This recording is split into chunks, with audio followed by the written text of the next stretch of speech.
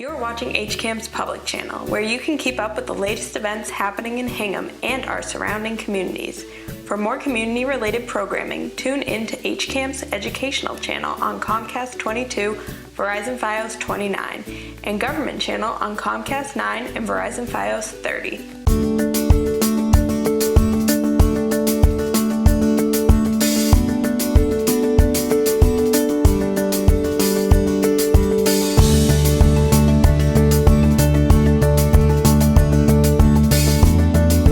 So today we are at the 30th, I believe, annual antique fair at the Hingham Middle School.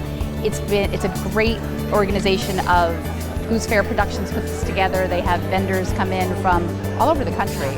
So they've been coming to this school for the past 30 years, putting on this nice antique fair for local communities. And then some of the classes are here as part of fundraising efforts to raise money for their senior activities at the high school. This Fair Antiques basically promotes antique shows throughout New England, up and down the Maine coast, around Boston, Cape Cod, New Hampshire, and we're going to be going down to Connecticut as well. And we run about 13 to 14 shows a year. And they're all pretty much similar to this. We are actually the owners and managers of the show.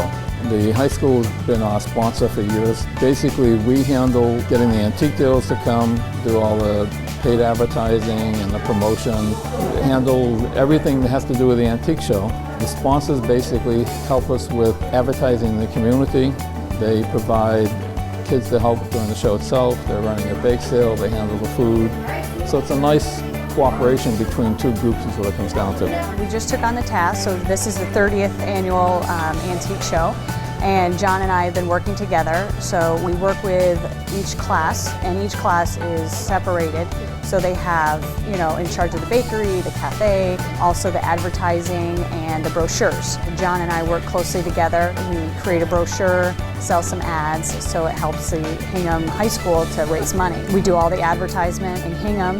You'll see our coupons around stores, flyers, signs are put up. We do a lot of advertisement, and then he brings all the dealers in. There are a lot of moving parts to it, so the different classes have different roles. Usually there's a parent on the PTO who's kind of in charge of the entire event, and this year that's Michelle Wagner. I think she's new to the district. And then each class has a certain job, so the junior class is in charge of the cafe this year. The senior class was in charge of the setup and the bake sale, and then the freshman and sophomore classes were supplemental if we needed anything else. Historically, it's been just the senior class, 2017, that has worked the antique show, but since they're graduating, they wanted to kind of leave it to the upcoming classes to help them kind of know what's coming down the line and to prepare. So last night we were all here. We got here at like 4, we set up the cafe, the juniors did, and the seniors came in and they helped bring in all of the stuff for the vendors, and we worked to kind of get everything ready for today. This morning people got here around 8, set up coffee, and the juniors anyways are going around and taking orders from the vendors and trying to make sure everything runs smoothly with the cafe. So I'm one of the class parents for the class of 2018, so it's sort of an interesting job. There's 3 parents typically involved, 3 or 4. We help the kids with their fundraising efforts all 4 years of high school. So we start with them as freshmen, and then we work with them all 4 years. We typically work with the class officers and the 2 advisors, Courtney Foley, who was just here, and we really just sort of facilitate anything they need for their fundraising. For this event in particular, we're running the cafe, so we got donations from our very generous class parents. So many people are so helpful. They donated water, soda, fruit, cookies, soup, pizza, money, just a wonderful amount of donations we got to support this cafe that we're running.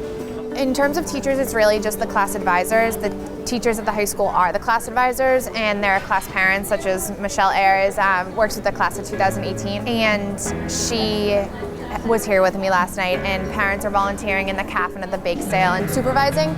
We like to put the responsibility on the kids to kind of make it a learning experience, which is the point of student government, but we are here to supervise. So the yellow discount cards are part of the fundraising effort for the high school. So anyone who uses a yellow card to gain entrance into the fair, $1 of the ticket proceeds goes back to the class of 2020. You can pick those up around town. There are a bunch of different vendors in town. And then, or you could contact Michelle Wagner. She would have copies or duplicates to give out to people. It's a $7 admission fee. I think it's free for kids, and the admission fee goes towards the person that runs the show, but then I think they give a portion of that to the senior class. For the classes at Hingham High School, the junior class will go towards their prom, and the senior class will probably go towards their class gift and their senior prom. And the younger kids are just trying to kind of build up their bank account so that they can, provide things for their class too. It's an event that people in the community like to come to. I mean, this has been very, very busy, as you've seen. And people come, they have a nice time. Every year we have people who have come back, and some of them, I don't know their names, but I know I've seen them for 5 or 10 years, and they just keep coming back every year. So it's an event. And events help communities. They give it a flavor. In a nice community like Hingham, this is just a nice thing to do. I think that this town is so wonderful because it is such a tight-knit community, and people always come out for something like this, whether it's a holiday fair, homecoming, or the antique show. It's just another place for the community to get together, to have the kids and the parents and just like the citizens just have some place to go and celebrate their town. And I think as an outsider, I envy that. I think it's really nice that they have such a great morale here. And I love teaching here, and it's just like you can see everyone come together. The kids are over there, the teachers are over here, so it's really nice. I think number one, it brings people out on a kind of a rainy, cold Saturday to come in and kind of get together with other people. And I think just hearing all these people who are not from Hingham, who are these vendors, saying such nice things about our town, I mean, I think it's a really positive reflection on our town. There's such a wide variety, and that's why we have a wide variety. We have people come in who collect just certain types of glass, not even glass, certain types of glass. We have people who collect a particular pattern of china. We have people who just collect folk art. There are so many different things that people like, and as you walk around the hall, you're going to see such a huge variety. You can't pin it down. A couch, just a wonderful Victorian couch, just went out the door, and they're going to use it in their house. And so it's just one of those events that people come with different tastes, and we hope to have what they want, is what it comes down to. I do love antiques. I love history, so I feel like with each antique there's a story behind it, and I have found a couple things today. I found a copper tea kettle that I loved. I love that, and a copper bin. But over there actually, the gargling cod. Have you ever heard of those? They have one of those. They're kind of rare now. They were made in I want to say the 30s, 40s, and they're kind of hard to come by, the authentic ones. And I think being able to find a piece like that in a treasure trove is really cool. There's this beautiful wooden camphor chest over here that I'm thinking about getting for my son as a surprise for when he goes off to college. He's a junior right now at the high school, but it's really beautiful, and it's all the original brass hardware, which is unusual to find, and it's just in beautiful shape. Actually, since I've been here setting up with the vendors, and I've been to many antique shows, but while we're setting up, just talking to them and hearing stories about the things that they have, where they're from, just little pieces of history and interests, and it's just very amazing where they find these items and sell them and just find a new home for them. So I love it just because I love the stories. I think it's just knowing that somebody else had this and it meant something to someone, and now you get to be part of that object's history as well. I think that's sort of the heartfelt part about it. I think it's also has to do with the fact that it helps eliminate garbage, right? So this gentleman over here has some phenomenal pieces, and I don't think he picks them up that phenomenally. He works with them and he puts care into them, but it's so great that it just didn't wind up in the landfill somewhere. Yeah, so I think it brings a little history, good for the environment. Just because I don't want to use it anymore doesn't mean it's not useful still. What I enjoy most about Hingham Antique Show is that they always have a good crowd of people who always are interested in buying and seeing. Even if they don't buy, they come and they look and they ask questions and they're just interested in it. It's one thing when you get people just sort of breezing through, and they could be at a book show or a home show. It's just something for them to do, but it's even nicer when you have people who are genuinely interested. And that's what Hingham has, a lot of people who are genuinely interested, so it's fun. Well, it is advertised with the Hingham Journal, on all sorts of media, whether it's Facebook, we do advertise through the schools. Usually it is the third weekend in March. So obviously the dates are going to change, but third weekend in March, that's when we usually hold it. So, and it's always at the middle school. Well, today I do have some early English Jacobean furniture from like 1680. I have 2 or 3 pieces, and I have some Spanish Santos or Bluto figures that came from the old churches in the 17th century, and an old louver, a large round louver that came from an 1800s church in Wareham, and an eagle. And I buy a variety of things. I buy guns and swords and glass and china and silver and music boxes, and I love everything. That's my problem. We offer merchandise, generally speaking, that date from the 15th century, which are usually Asian antiquities, through estate pieces, mid-century modern. So something could be in my display that may only be 10 or 20 years old, but if it's very stylish and if it appeals to a very broad range of clients, then we purchase it and we offer it again for sale. We offer nothing in as-is condition. Everything that we have is restored if it needs to be, or reupholstered, such as the pair of French Art Deco chairs or this pair of mid-20th century wing chairs, which happen to be English. So everything is done, it's ready for the home, and because we offer an interior design service to clients, we're able to provide a room setting like this, which affords the general public the opportunity to see what something will look like in a refined room setting, so they can then envision it in their own home. And we also allow people to try things out if they're unsure. It's just something that we do so that people feel very comfortable with the purchases. Our prices are at a price point where it isn't obvious to people that they just run out and spend this kind of money. They're not also priced for investment purposes. They're to live with and to enjoy. You can have furniture like this and still have kids and pets running around the house and enjoy living. Primarily Americana, although I do have some early English furniture. I do a lot with glass, ceramics, smalls, and generally try and keep it prior to 1850. Some of the furniture goes back to the 17th century. I guess Mr. DeSimone called and asked if I would like to do a show, and it went from there. So I've done it probably maybe 7 or 8 years, I think I've done this show. And I used to do a lot more shows. I used to do Brimfield too. But it's a lot of work. As you get older, it's a little work, and it's also harder to find good merchandise. It's getting more difficult. We have a long-standing relationship with Mr. and Mrs. John DeSimone, and their business is Goose Fair Antiques and Promotions. They're from up in Maine. And over the years, we have done many shows with them, and to be honest with you, every one of them has been hugely successful. We do a lot of business with them up in Maine. This is the first time, however, we've been invited here. There was a cancellation, and we were able to participate as a result of the cancellation. Well, I've done a number of shows for Goose Fair and other venues over the years, and they're very good managers.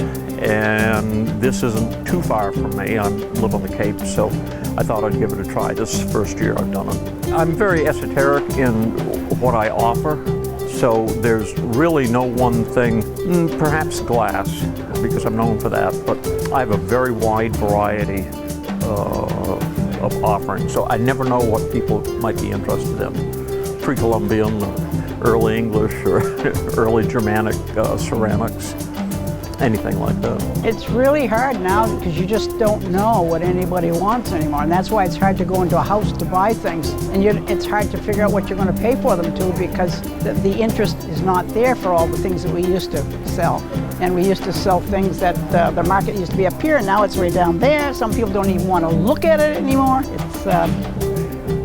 It's just the luck of the draw, who comes in the door and what they're looking for. And you win some days and some days you don't. Well, we are generalists. I know, because of my background in education, more or less what to look for. We study demographics. I don't bring just any old thing to any particular show.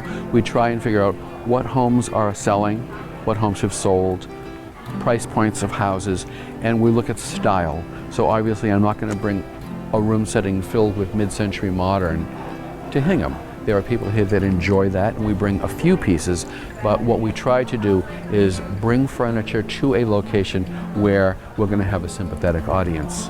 Well, it's always a social event. You're always surprised at who you might happen to encounter, and I've been very pleasantly surprised today at the number of people that I know and have stopped and talked. They all work together well. The school, the group of ladies that work at the school always help, and they've been very good to us, and they receive us well, and it's been a good turnout, and they work hard to get us all. And Mr. DeSimone, the promoter, is also very good about getting his name out there and getting the good dealers, and hopefully it's going to continue for some more years. And hopefully. The internet sometimes is killing us, but I'm still hanging in there. In this instance, because it's a school event, there's a terrific committee. They're working really hard to advertise the show on social media, and they're bringing in people of a particular age that may not ordinarily have come to an antique show.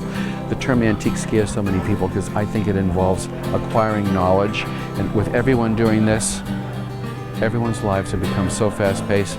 God forbid someone should sit down and research what something really is. But people can come here and they can find that the vendors love to meet other people. And we sit down and we try to explain what things are. You know, and you'll see there's a descriptive tag for us. Everything has a descriptive tag. And we try to give a date and dimensions and something so that people can look at it and we can go forward from there. People sometimes get frightened. They're afraid that a little conversation might involve a purchase, and it's just not the case. We just love people to come in and we'll educate them. Super.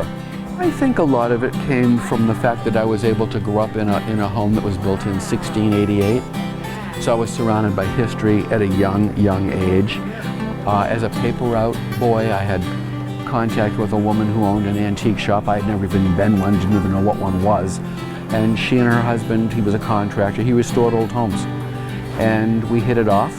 And I was very fortunate enough to have met people in the 1960s who were in the antiques business and were in Massachusetts, who were able to take me under the wing, and they guided me. And it's great. And I think we all need mentors. Doesn't matter what your profession is. It's nice to have people that will share their knowledge, and that's what this business is. Many of us, we really don't know one another per se. We know each other to say hi. But if I walked into one of these displays and I said, I'm not familiar with this, what is this? And they pass on knowledge, and it's so nice to be able to hear what someone else is carrying. And we learn every day. You know, just coming by or look, you know, have questions. We're always happy to answer questions. It's the only way you can learn anything is to actually come by and feel the objects, pick them up, and talk about them. I'm still in this industry after 57 years of being in the industry. Of course, I'm much older. And I find that it's just getting better all the time. We're seeing a big shift in the marketplace, and homes are not necessarily filled to look just like this. You can mix something from, let's say, I don't know, IKEA. You can have an IKEA kitchen, and you can wind up putting in some really great 19th century and 18th century things, mix it all up, because you don't want to live in colonial Williamsburg. No, but none of us do. I don't. I want a comfortable chair like anybody else. I want my TV. The comforts of home. Local and vendors from out of state come to basically advertise themselves here, and we help through the freshmen get to do advertising and they make some money off that. The sophomores do the program book, which you can pick up the front. And then the seniors today have the bake sale and the juniors are running the cafe. And so it's just kind of a multi-grade fundraiser to help the classes. So freshman year, when they kind of started with the whole Stuco thing, I joined in on that. And I've been an officer pretty much for most of my time here, other than sophomore year. And this event was handed down to us by the former seniors who had taken it on all 4 years, but we've kind of started the tradition of just handing it down to every class and splitting it among classes. And so I've been here doing the antique show for the past 3 years, so I've kind of gotten to know some of the vendors, and I've gotten to know the kind of the head person of this, John DeSimone, pretty well. Well, I'm a part of the prom committee at Hingham High School, and we need to raise money for our prom, so we have a booth here, and the thing I'm doing right now is a crepe booth, and I'm doing that with my neighbor, and she's a junior, so the proceeds go to her and the tips go to me. We are doing the bake sale today, so we had all the senior parents make stuff and bring it in to sell, and then also seniors last night, this morning, and tomorrow will be working as porters to help bring in all the stuff and to move it out eventually. For the students, so what we had to do, we had to like go around to local businesses and ask them if they could donate food for us to sell or money for us to buy food. And sometimes we ask them if they want to open their own booth. So last night was the main event, which was bringing it, for the porters at least, bringing in all of the antiques. This morning, a few of the porters were left over still or a few of the antiques were still needed to be brought in, so we had a few people come in this morning. And then after that, I helped out in the cafeteria making some of the sandwiches, and then moved over to here to set up the bake sale before the event started at 11 o'clock.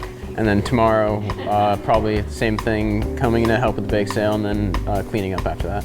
So one big thing that was a little bit difficult this year was making sure that across grades we got a lot of communication, just to make sure that the program book and the advertisements went out, because without the advertisements or the program book, none of this, we wouldn't have as many people here. And then for planning within our own, we need to make sure that we do have enough baked goods to sell at this event, and then furthermore, they and TTOs kind of count on us to bring in the stuff, and so we got to make sure that we have people who we can rely on to show up and help porter. I think prom is probably most important to the students, and because we have a junior and a senior prom at Hingham High School, and it's important because it's a night to celebrate the end of the school year and hang out with your friends and dance and have fun. And class gifts are important because it shows appreciation to the people who help out.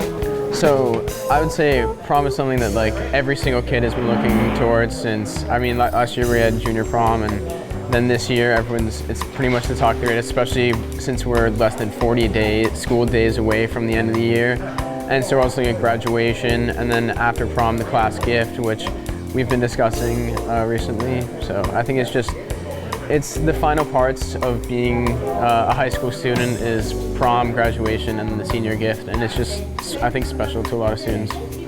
I think the seniors is different because they're mostly raising money for prom and graduation, which are two really big things for seniors, because senior prom is a bigger deal, and obviously graduation is a big part of a senior's high school experience, so they want it to make it the best they can be. And juniors, I think their prom is important, but it's more casual, so it's not as much of a big deal. I think it's gone great. I see a lot of, as I said, like I've gotten to know a lot of people across the years, which has been fun to see them again.